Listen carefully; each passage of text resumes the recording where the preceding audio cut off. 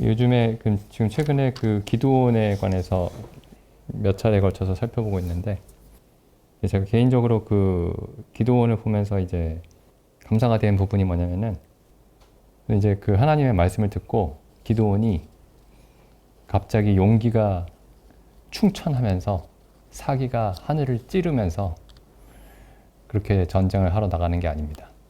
여기 보면 맨 처음에 이 기도원이 하는 일이 보면은 하나님이 말씀하셨음에도 불구하고, 여기 6장 25절 보시죠. 이날 밤에 여호와께서 기드온에게 이르시되 내 아비의 수소 곧 7년 된 둘째 수소를 취하고 내 아비에게 있는 바알의 단을 헐며 단 곁에 아세라 상을 찍고 또 이 견고한 성 위에 내 하나님 여호와를 위하여 규례대로 한 단을 쌓고 그 둘째 수소를 취하여 내가 찍은 아세라 나무로 번제를 드리지니라. 하나님 이렇게 명령하셨어요. 그 바알과 아세라 상을 허물어라.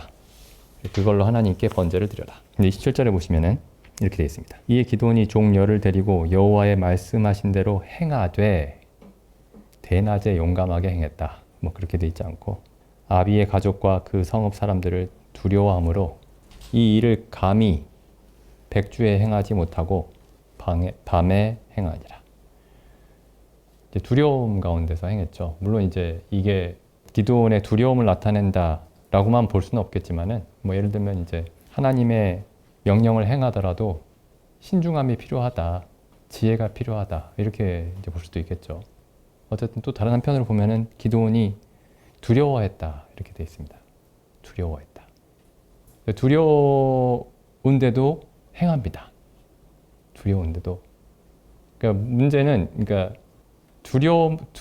두려움이 있느냐 없느냐, 평안함이 있느냐 없느냐, 혹은 담대함이 있느냐 없느냐가 중요한 게 아니고, 이 사람의 마음속에 두려움이 있든 담대함이 있든 뭐 사기가 하늘을 찌르든 아니면은 용기가 없든, 중요한 건 하나님의 말씀대로, 여기 보면 여호와의 말씀대로 행했다. 이게 중요하죠. 여호와의 말씀대로 행했다. 물론 이제 아주 담대함 가운데 확신을 가지고 전혀 두려움 없이 이 일을 행했더라면 더 좋았겠지만, 그게 중요한 게 아닙니다.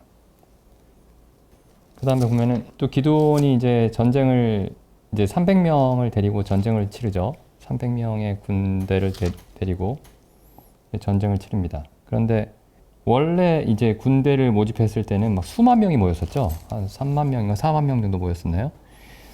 그런데 이제 하나님이 두려워하는 사람은 집으로 보내라. 그래서 집으로 이제 먼저 보냈습니다. 그게 이제 7장에 나오죠. 두려워하는 사람은 집으로 보내라. 그래서 한 2만 2천 명이 돌아갔다, 이렇게 되어 있습니다. 3절에 보면 2만 2천 명이 돌아갔고 1만 명이 나왔습니다. 근데 1만 명도 많은 수가 아니에요. 1만 명으로도 싸우는 게 말이 안 되는 숫자인데, 하나님이 또 아직도 너무 많다 그러면서 사람들을 보내라고 합니다. 그래서 어떻게 보내느냐 하면은 물가에 가서 물을 마시게 해라. 그래서 손으로 이제 물을 떠서 이제 손에 있는 물을 핥는 사람이 있고, 아니면 무릎을 꿇고 고개를 쳐박는 거죠. 고개를 쳐박고 이제 그 물을 마시는 사람이 있었습니다. 손으로 이제 물을 떠서 이제 그 손을 핥는 사람이 300명이었고, 나머지 그러니까 9,700명이죠. 9,700명은 다 무릎을 꿇고 머리를 물에 쳐박고 이제 물을 마셨습니다. 그러니까 차이가 있죠. 300명은 사주 경계를 한 거예요. 그러니까 물을 마시더라도 경계심을 가지고 물을 마셨던 300명만 남겨두고 9,700명은 집으로 돌려보내라, 이렇게 말씀하십니다. 그래서 이제 300명만 데리고 전쟁을 치르죠. 말도 안 되는 전쟁을. 그런데 놀랍게도 이제 이 300명이 수만 명의 그 미디안 군대를 이제 물리칩니다. 그게 이제 7장 후반부에 나오죠. 7장 후반부부터. 그래서 미디안 군대들이 다 도망가고 수많은 사람들이 죽고, 그래서 8장에서 이제 그 기드온이 그 전쟁에서 큰 승리를 거뒀음에도 불구하고 끝까지 쫓아갑니다. 끝까지. 그 패잔병들을 끝까지 쫓아가요. 300명을 데리고. 그러니까 이때 지금 밑에 보면은 8장 10절에 보면은 이렇게 되어 있습니다. 300명이 12만 명을 죽인 걸로 되어 있습니다. 12만 명. 그리고 이제 15,000명이 남았어요. 그러니까 300명으로 15,000명 쫓아가는 일도 굉장히 위험한 일이죠. 말도 안 되는 일입니다. 그런데 이제 300명을 데리고 15,000명을 쫓아갑니다. 이제 쫓아가는데 4절에 보면 이런 말씀이 있습니다. 기드온과 그 쫓은 자 300명이 요단에 이르러 건너고 비록 피곤하나 따르며 5절에 보면은 그가 숫곳 사람들에게 이르되 나의 부하들이 피곤하니 청컨대 그들에게 떡덩이를 주라. 나는 미디안의 두 왕 세바와 살문나를 쫓고 있다. 그러니까 숫곳의 이 장로들이 세바와 살문나를 잡을 수나 있느냐? 잡고 나서 그들과 싸워서 이기고 나서 우리에게 와라. 우리는 그 전까지는 너희를 도울 수 없다. 이렇게 얘기를 하죠. 그러니까 결국에 지금 원래 여기서 이제 음식을 좀 얻어먹고 기운을 차리고 쫓아가야 되는데 이 피곤한 상태로 그냥 쫓아갑니다. 300명을 데리고. 근데 하나님이 그 엄청난 기적으로 이 사람들을 물리치셨습니다. 이전에 12만 명을 치실 때.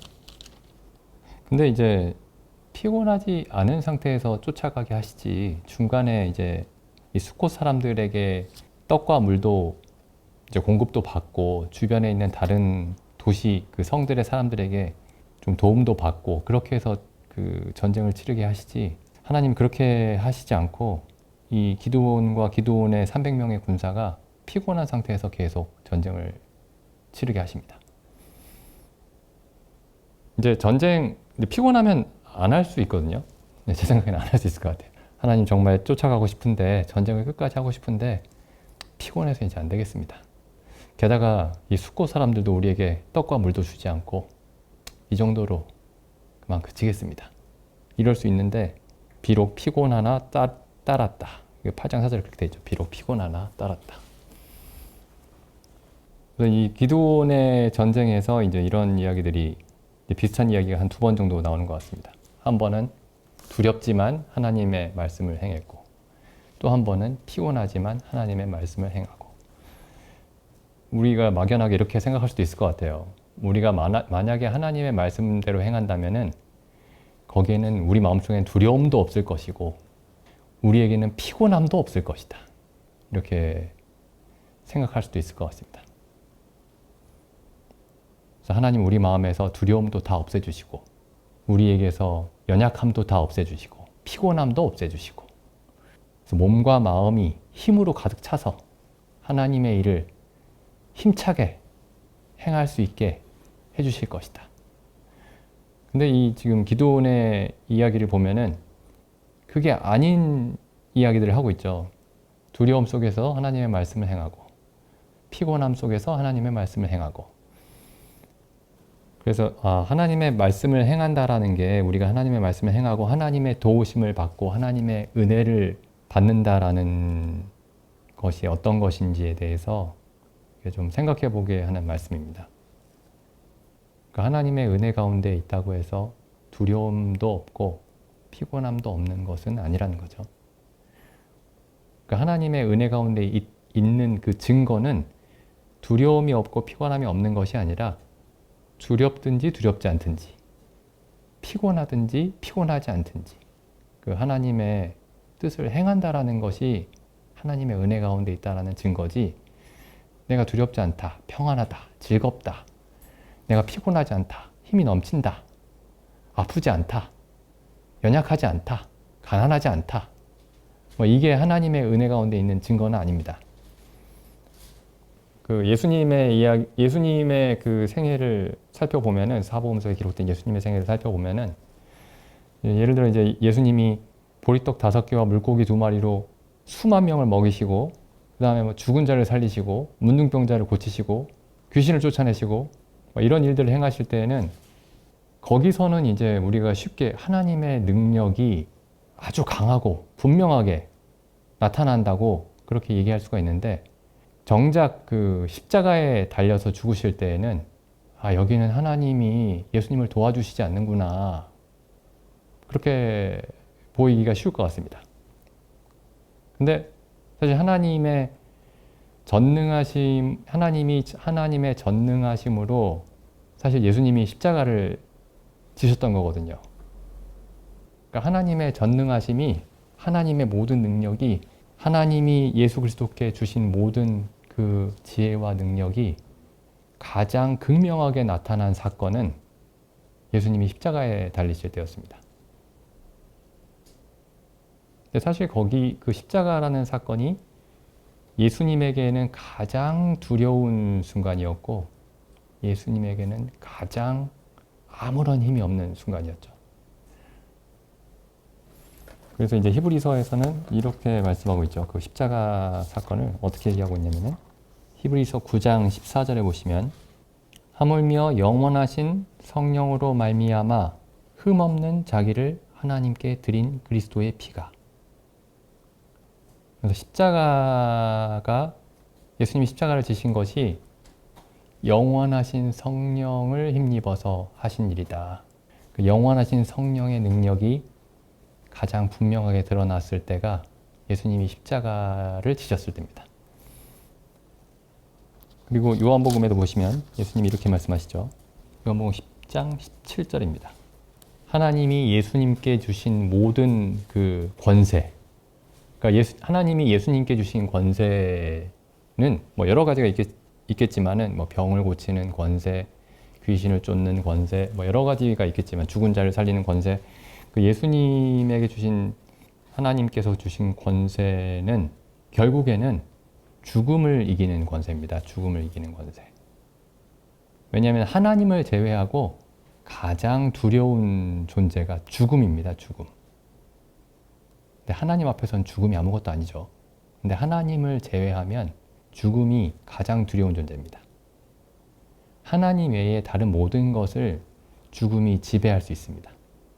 그런데 예수님이 뭐라고 말씀하시냐면 여기 요한복음 10장 17절에 보시면 아버지께서 나를 사랑하시는 것은 내가 다시 목숨을 얻기 위하여 목숨을 버림이라. 그 다음 보시죠. 예수님이 다시 이제 그 부연 설명을 하시죠. 이를 내게서 빼앗는 자가 있는 것이 아니라. 아무도 예수님에게서 빼앗을 수가 없습니다. 그러니까 아무도 이런 얘기 할 수 없죠. 그 어떤 누구도 이런 얘기 할 수 없습니다. 천사들도 이런 얘기를 할 수가 없어요. 하나님만 이렇게 얘기하실 수 있습니다. 아무도 내게서 내 생명을 빼앗을 수 없다. 뭐라고 말씀하시냐면 내가 스스로 버리노라. 그 다음 말씀 보시죠. 나는 목숨을 버릴 권세도 있고 다시 얻을 권세도 있다. 그래서 그 십자가의 죽음이 예수님만 가지고 있는 하나님이 예수님께만 주신 그 권세가 그 능력이 나타나는 그런 사건이었던 겁니다.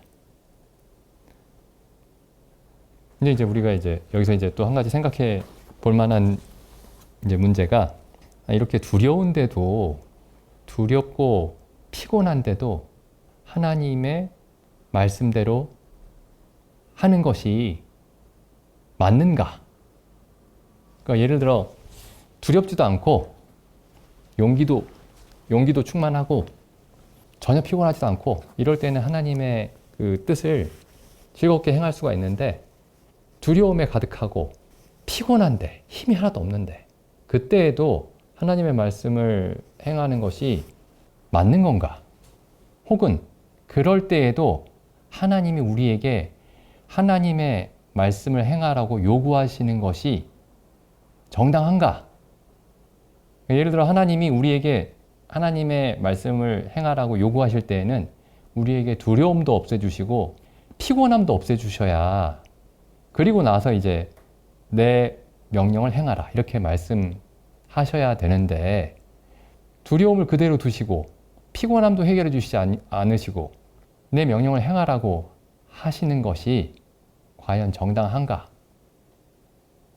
또 그런 상태에서 우리가 하나님의 명령을 행하는 것이 그럴 만한 가치가 있는가? 이런 질문을 해볼 수 있을 것 같습니다.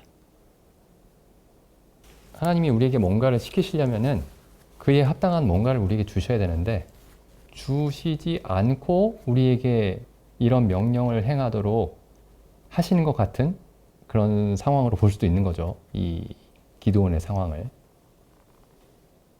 이런 비슷한 질문을 해볼 수 있는 상황이 또 어디에 있냐면 성경에 욥기에 있습니다. 욥기에. 하나님이 욥에게서 그 자녀들과 그의 재산을 하루, 한날에, 한시에 다 앗아가셨습니다. 그리고 욥은 잘못한 게 없어요. 근데 그리고 나서 하나님이 욥에게 뭘 기대하고 계시느냐면은 그래도 욥이 나를 똑같이 경외할 것이다. 그걸 기대하시는 거죠. 그런 걸 기대하시는 하나님이 과연 정당한가? 그리고 그런 상황에서 욥이 하나님께 나는 그래도 하나님을 여전히 똑같이 경외합니다. 라고 해야만 하는가? 우리가 그냥 관성적으로 생각을 하면은 뭐 하나님께 무조건 순종해야지 뭐 이럴 수 있습니다. 그런데 이게 좀 멈춰서서 생각해 볼 필요가 있어요. 그 세상의 그 모든 문제는 결국에는 이제 이런 문제인 것 같습니다. 어떤 사람에게 내가 그 사람이 받아야 마땅한 것을 그 사람에게 주는가? 혹은 내가 다른 사람에게 내가 받아야 마땅한 것을 내가 받는가? 근데 이게 지금 잘못되면은 세상에 모든 문제가 생기는 것 같아요. 예를 들면은 어떤 사람이 상을 받았습니다. 근데 모든 사람이 볼 때 그 사람이 상을 받는 게 마땅해요. 그러면 그 집단에는 아무런 문제가 없습니다. 그런데 그 사람이 상을 받았는데 사람들이 볼 때 그 사람이 상을 받을 만한 사람이 아니에요. 그러면 그 집단에 문제가 생깁니다. 혹은 그 사람이 상을 받을 만한 사람인데 그걸 보는 어떤 사람이 그게 잘못됐다라고 잘못 생각을 하면 거기에도 문제가 있는 거죠. 그러니까 그 사람이 받을 만한 것을 받았는데 어떤 사람이 생각을 잘못해서 나는 거기에 동의할 수 없다 라고 하면 또 거기에 문제가 생기는 겁니다. 그래서 결국에는 뭔가를 받을 만한 사람이 그걸 받고 그게 상이든 벌이든 그리고 거기에 대해서 아무도 이의를 제기하지 않고 그것이 맞다, 옳다라고 여길 때 세상에는 아무런 문제가 없습니다.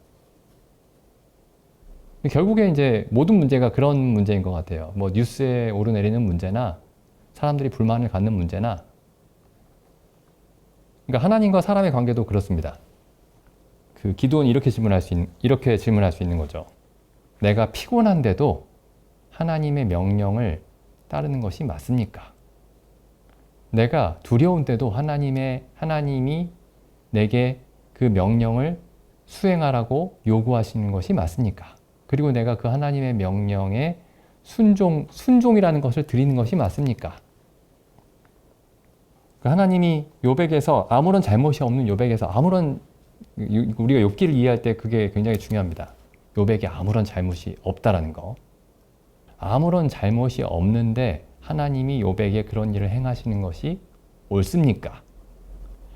아무런 잘못이 없는 욥에게 하나님이 그런 일을 행하셨는데 욥에게서 하나님에 대한 동일한 신뢰와 경외심을 하나님이 요구하시는 것이 옳습니까? 그러니까 이제 질문을 결국에 이렇게 할 수 있어요. 하나님이 사람에게서 어떤 상황에서도 하나님이 사람에게서 순종을 요구하시는 것이 합당합니까? 정당합니까? 옳은 것입니까? 질문할 수 있을 것 같습니다. 결국에는 이게 가장 중요한 질문이죠. 예를 들어 이제 하나님이 아브라함에게 내 독자, 내 사랑하는 아들 이삭을 내게 번제로 드리라 했을 때 가장 중요한 질문이 하나님이 내게서 이것을 요구하시는 것이 옳습니까? 하나님은 아브라함에게서 이삭을 요구할 만한 자격이 있습니까? 그걸 묻는 거죠. 로마서 12장 가보겠습니다. 로마서 12장. 그러므로 형제들아 내가 하나님의 모든 자비하심으로 너희를 권하노니 너희 몸을 하나님이 기뻐하시는 거룩한 산 제사로 드리라. 이는 너희의 드릴 영적 예배니라. 너희 몸을 몸이라는 게 뭐 이 몸뚱이를 말하는 게 아니죠. 너희 자신을, 너희의 인생을, 너희의 삶 전체를 하나님께 제사로 드려라. 그럼 이 말씀에 대해서 이제 이 말씀을 읽을 때 우리가 이 생각을 해야 될 것 같습니다. 이 전제가 뭐냐면은 하나님은 불의한 것을 요구하지 않으시죠. 내가 너희보다 힘이 세니까 내가 요구하는 거 무조건 해야 돼. 이렇게 얘기하시는 게 아니고 이게 지금 12장 1절에 이 하나님이 사람에 대한 요구가 우리에 대한 요구가 지극히 정당하다는 겁니다. 옳다, 참되다, 선하다, 의롭다. 근데 하나님이 우리보다 힘이 세니까 의롭다고 고집하는 게 아닙니다. 억지 쓰는 게 아니에요. 정말 의롭다, 정말 의로운 것을 요구하시는 거죠. 뭐 하나님이 우리보다 힘이 세니까 뭐 아무리 지나친 걸 요구해도 우리가 어쩔 수 없이 들을 수밖에 없지. 그런 게 아닙니다. 그러니까 성경에서 하나님이 의롭다, 하나님은 의로운 분이다라는 게 굉장히 중요합니다. 그러니까 의롭다라는 말은 뭐냐면 내가 힘이 제일 세니까 나는 무조건 의로워 이렇게 말씀하시는 게 아니에요. 성경에서 말하는 의로움은 진리대로 행하는 게 의로운 겁니다. 진리대로. 그러니까 하나님이 사람에게서 마땅히 받아야 하는 것을 요구하시는 겁니다. 하나님이 사람에게 마땅히 주셔야 하는 것을 주시는 게 하나님의 의로움이고 하나님이 사람에게서 마땅히 받아야 되는 것을 받으시는 게 의로움입니다. 그 누가복음 말씀 한번 가보시죠. 17장 7절부터 읽어보겠습니다. 너희 중에 네게 밭을 갈거나 양을 치거나 하는 종이 있어 밭에서 돌아오면 저더러 곧 와 앉아서 먹으라 할 자가 있느냐. 그러니까 종이 밭에서 이제 일을 하고 돌아왔습니다. 제가 주인이에요. 왔으니까 앉아서 먹어라. 저는 그럴 것 같은데 어쨌든 그러니까 우리는 이제 종과 주인이라는 어떤 그런 제도가 있는 세상에서 살아보질 않았기 때문에 근데 여기는 지금 이제 그런 곳이죠. 그런 세상입니다. 근데 이제 종이 밭에서 일을 하고 오면은 앉아서 먹어라 이렇게 하지 않고 8절에 보면 도리어 저더러 내 먹을 것을 주인이 먹을 것을 준비하고 띠를 띠고 내가 먹고 마시는 동안에 수종을 들고 그 후에 먹고 마시라 하지 않겠느냐. 이게 주인과 종의 관계입니다. 9절 명한 대로 명령한 대로 종이 행했다고 해서 종에게 살해하겠느냐. 10절 이와 같이 너희도 명령받은 것을 다 행한 후에 남김없이 다 행한 후에 이르기를 우리는 무익한 종입니다. 우리가 마땅히 해야 할 것을 했을 뿐입니다. 이게 하나님과 사람의 관계입니다. 너무하지 않나요, 근데? 너무하다고 생각할 수도 있습니다, 이거. 그런데 이게 세상에서 이런 일이 일어나면 좀 너무하다고 할 수 있을지도 몰라요. 예를 들어서 이 주인과 종의 관계는 지금 여기 이 성경 시대에는 주인과 종의 관계가 이게 굉장히 합법적인 이런 관계인데 설사 그렇다 하더라도 종이 주인에게서 모든 걸 받은 건 아닙니다. 어떤 면에서는. 주인이 이 종을 낳아주지 않았고 키워주지 않았고 이 주인이 종에게 생명과 호흡을 주고 있지는 않습니다. 그런데 하나님과 우리와 주인과 종의 관계라면 이건 완전히 달라요. 생명과 호흡과 만물을 친히 주고 계십니다. 그러니까 지금 우리가 태어나서 자라면서 가지고 있는 모든 것이 우리의 세포 하나하나까지 전부 하나님이 주관하고 계시는 겁니다. 그러니까 우리가 이런 얘기를 하는 게 아니에요. 제가 가진 재산이 하나님의 것입니다. 제가 가진 시간이 하나님의 것입니다. 이런 수준의 얘기를 하는 게 아닙니다. 어디서부터 어디까지가 하나님의 것이라고 말할 수가 없는 거예요, 우리가. 전부 다 하나님의 것입니다. 이렇게 얘기하는데 그 전부 다라는 말도 우리가 사실 아주 깊이 생각해 보지 않으면 그 전부 다가 어느 정도까지인지 쉽게 이해가 되지 않는 겁니다. 우리가 어떤 생각을 하잖아요, 지금. 우리가 어떤 말을 하고, 제가 지금 어떤 말씀을 드리고 있죠. 어떤 말을 하고 있습니다. 이 생각이, 어떤 말이 하나님이 생각하게 해서 하고 있는 겁니다. 그러니까 우리가 어느 수준까지 하나님에게서 우리의 존재와 우리의 모든 생각과 행동이 어느 정도까지 하나님에게서 오는 것이냐, 우리가 다 이해할 수 없습니다. 근데 우리가 이제 성경이 이런 이야기들로 가득 차 있습니다. 하나님이 어떤 분인가? 그리고 하나님이 어떤 분인지 알면 하나님 앞에서 사람의 태도가 어떠해야 하는지가 분명해집니다.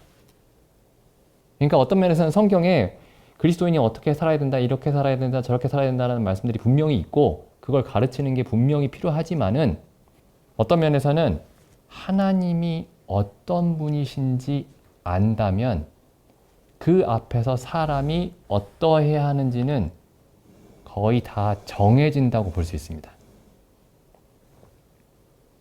그럼 하나님이 기드온에게 네가 두려워도 내 명령을 행해라. 너와 너의 부하들이 피곤해도 내 명령을 아무리 피곤해도 수행해라. 하나님이 아브라함에게 이삭을 두렵고 떨리더라도 내게 번제로 드려라. 이렇게 말씀하실 때 혹은 욥에게 너에게 어떤 일이 일어나더라도 나를 경외하는 것을 변하거나 멈추거나 해서는 안 된다 라고 요구하시는 그 모든 요구가 지극히 정당하고 그것 외에는 진리가 없는 겁니다. 진리가. 하나님과 사람과 사이에서의 어떤 관계 속에 참된 관계는 그것 하나밖에 없습니다. 근데 이런 사실이 분명하게 이해가 되지 않고 신앙생활을 막 하게 되면 어떤 상황이 벌어지냐면은 내가 하나님을 막 이용하게 돼요. 내가 원하는 것이 있고 하나님은 내가 원하는 것들을 들어줘야 되는 그런 하나님입니다. 그리고 그게 이상하다는 생각을 잘 못하게 됩니다. 거의 못하게 돼요. 왜냐하면 다 그렇게 하고 있으니까. 거의 모든 사람들이 하나님을 믿는다고 하는 모든 사람들이 다 그렇게 하고 있으니까요. 그래서 우리는 이제 신앙생활을 잘 하고 있다라고 생각하게 되는 겁니다. 하나님을 하나님답게 대우하지 않으면서 이사야 말씀 한번 보겠습니다. 이사야 6장 1절부터 읽어보죠. 우시야 왕의 죽던 해에 내가 본즉, 여기 나는 이사야죠. 내가 본즉 주께서 높이 들린 보좌에 앉으셨는데 그 옷자락은 성전에 가득하였고 스랍들은 모셔 섰는데 각기 6날개가 있어 그 둘로는 얼굴을 가리었고 그 둘로는 그 발을 가리었고 그 둘로는 날며 서로 창화하여 가로되 거룩하다 거룩하다 거룩하다 만군의 여호와여 그 영광이 온 땅에 충만하도다. 이같이 창화하는 자의 소리로 인하여 문지방의 터가 요동하며 집의 연기가 충만한지라. 그때에 내가 말하되 화로다 나여 망하게 되었도다. 나는 입술이 부정한 사람이요 입술이 부정한 백성 중에 거하면서 만군의 여호와이신 왕을 배웠음이로다. 이 말씀을 이제 읽을 때마다 생각할 때마다 야, 하나님의 거룩하심은 천사들도 감히 하나님을 바라보지 못하게 하는 그런 것이로구나. 죄와고는 아무런 상관도 없는 천사라 할지라도 감히 하나님을 볼 수가 없습니다. 그 영광이 온 땅에 충만하도다. 3절에 이렇게 돼 있죠. 그 영광은 거룩함의 영광이죠. 이 거룩하다라는 말이 이게 좀 굉장히 특이한 말입니다. 굉장히 특이한 말이에요. 하나님의 속성을 나타내는 여러 가지 말들이 있죠. 하나님은 전능하시다, 전지하시다, 은혜로우시다, 자비로우시다, 의로우시다. 인자하시다. 뭐 여러 가지 이야기가 있는데 이 하나님은 거룩하시다. 이것도 이제 그 중에 하나죠. 근데 성도들 한번 생각해 보십시오. 이걸.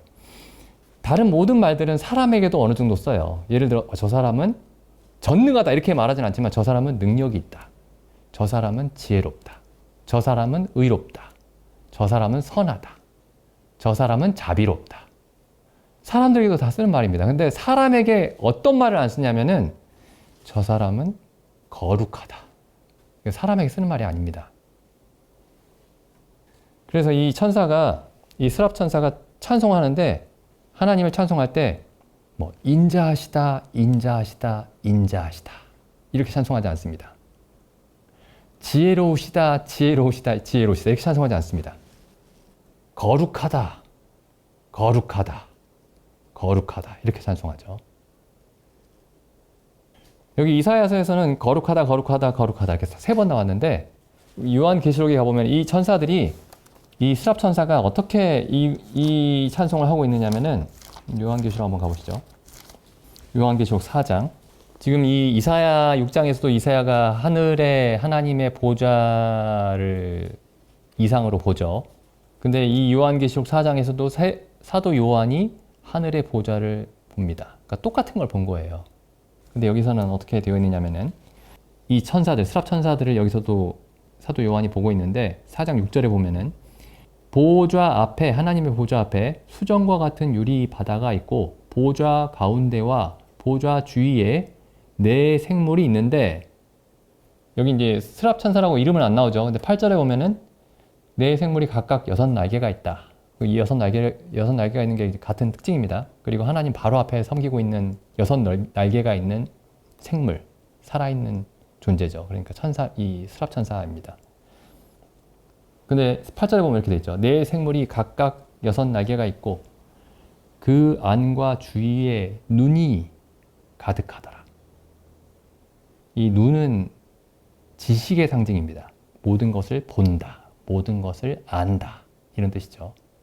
근데 모든 것을 알고 있는 이 천사들이 그 지식의 그 정점에 뭐가 있냐면 하나님의 거룩하심이 있습니다. 그래서 이렇게 얘기하죠. 눈이 가득한데 그들이 밤낮 쉬지 않고 이르기를 거룩하다, 거룩하다, 거룩하다. 그러니까 이 천사들은, 이 스랍 천사는 영원히 이 얘기를 하고 있습니다. 거룩하다, 거룩하다, 거룩하다, 거룩하다. 하나님의 여러 가지 속성 중에서 가장 두드러진 하나님의 모든 속성의 뿌리가 되는 그게 거룩함입니다. 네, 다시 이사야서 6장에 돌아와 보시면은 이 6장 3절에 이 천사들이 사실상 온 몸을 가리고 있는 거예요. 머리와 발을 가리고 있으니까, 얼굴과 발을 가리고 있으니까. 몸을 가리고 어떤 피조물도 감히 다가갈 수 없는 그게 하나님의 거룩함입니다. 그런데 그 영광이 온 땅에 충만하다. 하나님의 거룩함의 영광이죠. 근데 이 하나님의 거룩함을 깨달았을 때에, 이해했을 때에 이사야에게 일어나는 일이 뭐냐면 내가 거룩하신 하나님을 보니 정말 기쁘다. 야, 정말 놀랍다. 정말 흥분된다. 그렇게 말하지 않았습니다. 뭐라고 얘기하느냐? 화로다. 나여 망하게 되었도다. 그러니까 사람들이 이제 이렇게 생각하죠. 나는 하나님은 잘 모르겠고 어쨌든 천국에 가고 싶다. 근데 천국에 가면 그냥 그 상태로 천국에 가잖아요. 죽습니다.